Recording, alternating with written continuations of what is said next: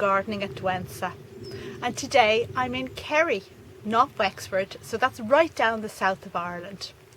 And the great thing about Kerry is that in terms of plants, they get away with absolute murder here. In winter it's a couple of degrees milder, so tree ferns are quite the norm around here, something that I couldn't get away with up in Wexford.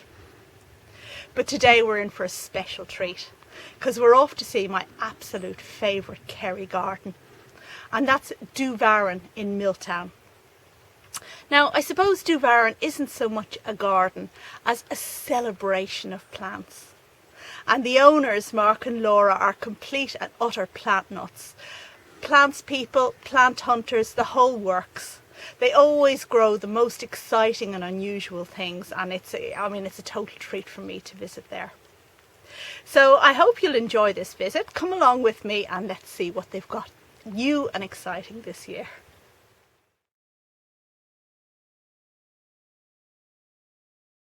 Rachel, thanks for coming to the garden again, whatever. We're very pleased to see you here and come down to Kerry. And well, this is the entrance to our garden, and it's called Red Rock Canyon because of a place we saw in California, the Red Rocks. We thought we'd try something back in Kerry. So it's 300 tonne of rock from Keel sandstone, and it's planted with a lot of succulent plants and palms and sun-loving plants really that like lots of drainage in the winter time because of the fact that the garden is so wet in the winter time.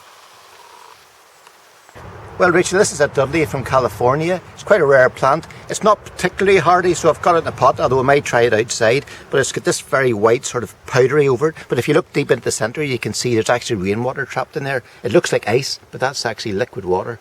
The plant is so water repellent that the water gets trapped in there and doesn't wash away.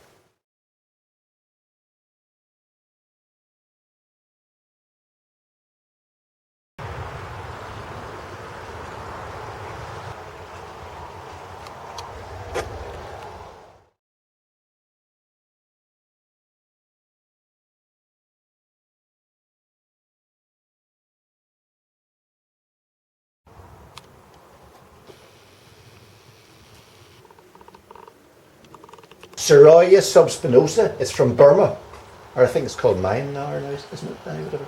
It's like a woody shrub with these flowers. When these emerge, they're going to be pink flowers. They last about a month. Very easy from cutting, so definitely one to try outside. Because I do know a couple of places in Cornwall are growing it outside. It was poured over. It was not what it was supposed to be, so we don't know what that is. I don't think it's particularly hardy though. Whatever. These are just the normal fern fronds, and these are all the sporing fronds. So these will go brown and drop all the spore. But nothing's ever come up yet.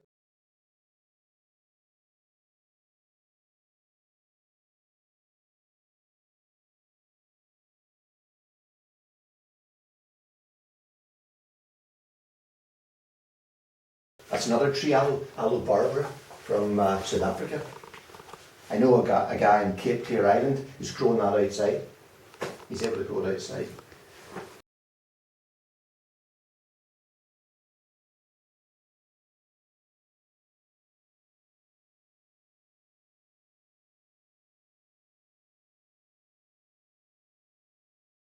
The leaves, they're tiny leaves compared to what I'll get to. You've seen it, you know.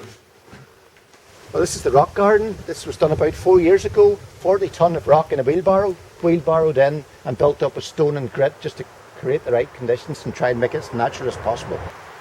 Right, so this is called Bocconia frutescens from Mexico. And it forms a small tree. Fantastic foliage. It has these yellow flowers, but it's mainly for foliage. And it's reasonably hardy. I know of plants that are 10 foot, 12 foot tall growing out in the UK, so we shall see how it gets on. It's only planted a month or so.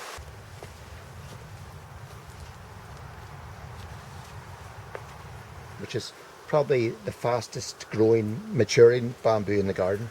And that's this year's culms, which are bigger than last year's, so what are next year's going to be? And down here you can see well-rod horsemanure sprinkled over it every year. That's probably the trick. It seems to be on steroids this year. Yep. Get on? Yeah, I was just going to say. This is Gunnera manicata. And if you want really big leaves, you cut the flowers off and the leaves get bigger. So next year we'll cut the flowers off and see if we can beat this.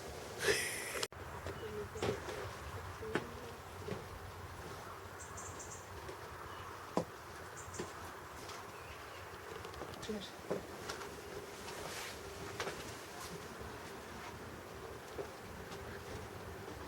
There's a pond in there, but believe it or not, but I have to go in and get the bulrushes out again.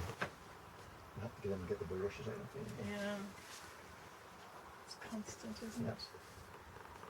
I see a lily now. This is growing up well now, whatever this salt. Yeah. Have you covered a few magpies are coming down and eating the fish.